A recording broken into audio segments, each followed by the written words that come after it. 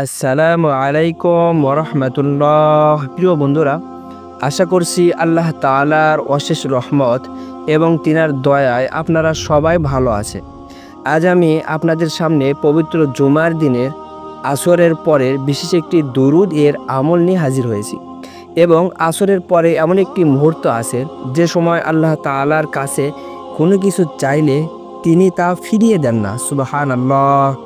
যদি কোনো ব্যক্তি পরিপূর্ণ ইখলাসের সাথে জুমার দিনে আসরের নামাজের পরে এই নিয়মে এই দরুদ শরীফ ৮০ বার পাঠ করে, তাহলে আল্লাহ তাআলা তার জীবনের ৮০ বছরের গুনাহ মাফ করে দিবেন এবং ৮০ বছরের নফল ইবাদতের সওয়াব তার আমল নামায় যোগ করে দিবেন। সুবহানাল্লাহ।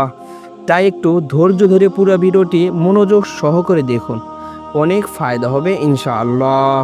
হতে পারে আপনার একটি আমলই জান্নাতে যাওয়ার ওসিলা হয়ে যায়। ইসলামে জুমাবার একটি মর্যাদাপূর্ণ দিন। এ প্রসঙ্গে রাসূলুল্লাহ সাল্লাল্লাহু আলাইহি ওয়াসাল্লাম বলেন, দিবসসমূহের মধ্যে জুমার দিন শ্রেষ্ঠ এবং তা আল্লাহর কাছে অধিক সম্মানিত। জুমার দিনে সর্বাবস্থায় বেশি বেশি দরুদ শরীফ পাঠ করা, কেননা হযরত আলী রাদিয়াল্লাহু তাআলা আনহু বর্ণনা করেন, যে ব্যক্তি নবী করিম সাল্লাল্লাহু আলাইহি ওয়াসাল্লামের উপর জুমার দিন ১০০ বার দরুদ পাঠ করে, সে কিয়ামতের দিন এমন অবস্থায় উঠবে, তার চেহারায় নূরের জ্যোতি দেখে লোকেরা বলাবলি করতে থাকবে, এই ব্যক্তি কি আমল করেছিল। তো চলুন জুমার দিনের বিশেষ দরুদের আমল সম্পর্কে জেনে নিই।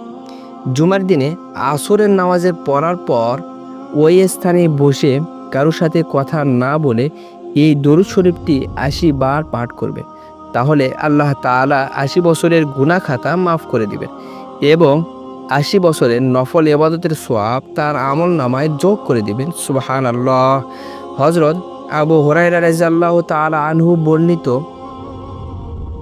রাসূলুল্লাহ সাল্লাল্লাহু আলাইহি ওয়াসাল্লাম ইরশাদ করেছেন, যে ব্যক্তি জুমার দিন আসর নামাজের পর ওই স্থানে বসা অবস্থায় ৮০ বার নিম্নে উল্লেখিত দরুদ শরীফ পাঠ করবে, তার ৮০ বছরের গুনাহ মাফ এবং ৮০ বছরের নফল ইবাদতের সওয়াব তার আমল নামায় লেখা হবে।